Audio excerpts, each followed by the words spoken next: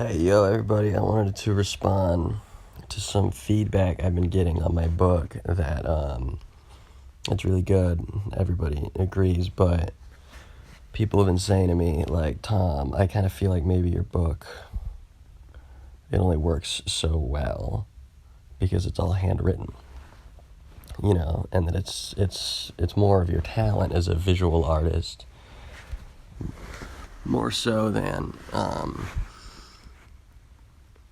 the writing. So I decided to do an audiobook so that you could hear, just how good it really is coming along. Okay, so we're gonna start just in the very beginning of the book, and I'll tell you whenever we get to the end of a page, I guess, or maybe I won't. I don't really know. In the first, he made God of North, heaven and earth. In the beginning, God made of North the heaven and earth. Forsooth the earth was idle and void, and darknesses were in on the face of depth. And the Spirit of the Lord was born on the waters. And God said, Light be made. And light was made. And God said the light that it was good. And he departed the light from darknesses, and he clipped the light day, and the darknesses night, and the eventide and morningtide were made. O day. Heaven is the sky, and earth is the land. Spirit is breath. Before God made heaven and earth, his breath, the wind, he set a brood on the waters. Before the heaven and the earth there was not, and it was vain within, and it was vain within, it was idle, it was without form, it was void, and it was water, and there was darknesses on the face of the water, and the winds of the God were hovering or fluttering or tending to the water. There was no sky there, was only water and darkness, and whatever was in the water. There is something moving in the dark, and then there is light, and there is something moving in the dark and the light. Chapter 2. I long for the tempest. I always went to bed late. Light from a cracked phone instead of a candle, and I know it's late. I say I will sleep. The tempest groans, the building is humming. Half an hour passes, I wake. My hand is dark where I had imagined a glowing clock. I don't know who I am. My thoughts are trapped in the phone or the dream, the same thing. Was I reading a book? I'm him now. Marcel Proust, Xi Jinping, Jeanne d'Arc by Maurice Ravel. Whatever was on my mind. This lingers. It's okay. It just lingers for a little before I remember my phone. My eyes were burning while I decided which vision I would occupy. Twilight. Are Edward and Bella real? Room service at La Tempest is a joke. Robert Pattinson was in Shanghai on the New Year's going into 2015. He was too busy to see me. There was a crush by the river, a stampede. 36 people died. Someone was throwing fake money into a crowd, American money.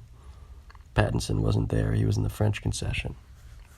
I could hear the sirens from my window. I thought it was part of the fireworks. That was before I moved into La Tempest.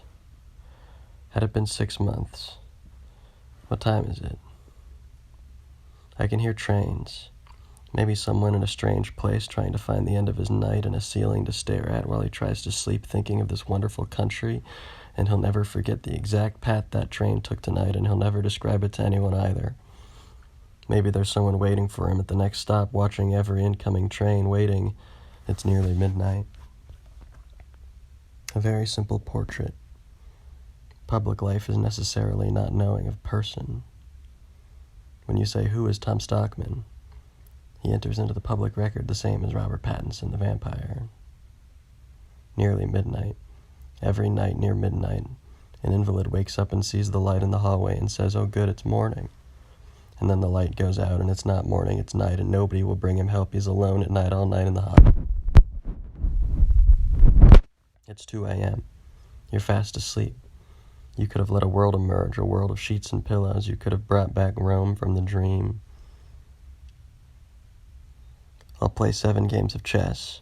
There are 6 pianos playing hard outside my window. I see an angel, the window of a hotel called Le Tempest, 3 or 4 blocks in a metro stop from Zhongshan Park. Chapter 3, Back to the Garden. Adam and Eve, motherless children. Bella's last vision is of her and Edward and their daughter and Jacob on a beach, and they're like teenagers forever, with Lord playing. When Adam eats the fruit, he becomes a prophet, and his vision is that he is naked. She too. Was the fruit magic, or was just the act of eating it enough? Did the fruit juice spill on their naked bodies, and it was gross? The Holy Roman Emperor had a crown that would glitter in the dark, a different glitter for every night. There was a room that if he was in, with the full pomp of his holy presence, looked like heaven. The lights would dance all over the walls and in the air, and if he stood in one spot near the back, the light would radiate, coming out of him like spider webs. The point is that when I tried to tell Pattinson this, he didn't care. What is the nature of Meyer's vampires? I don't think they're ordinary vampires at all, more like a weird race of fallen angels or something.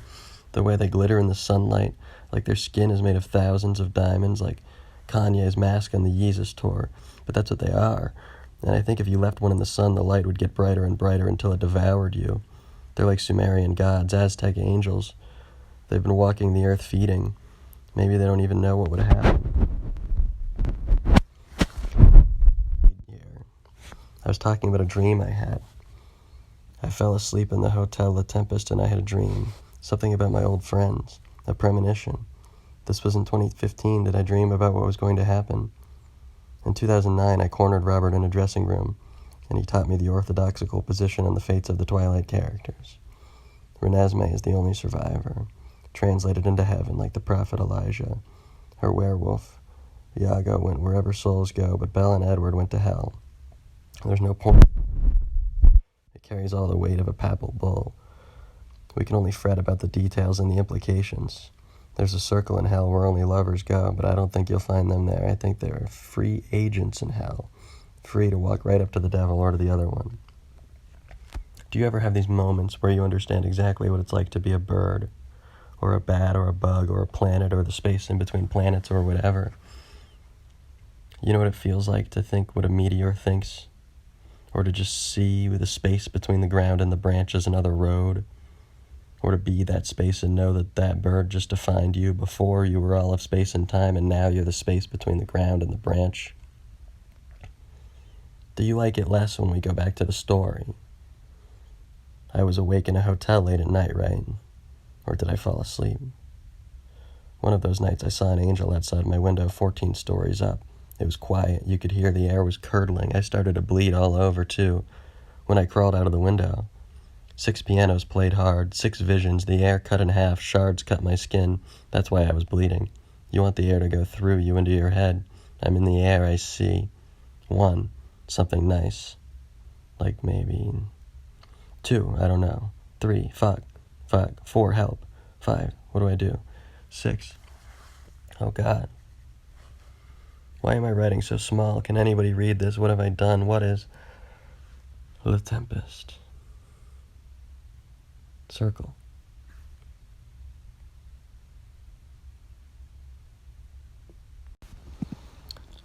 Hey, yo, everybody. I wanted to respond to some feedback I've been getting on my book that it's really good.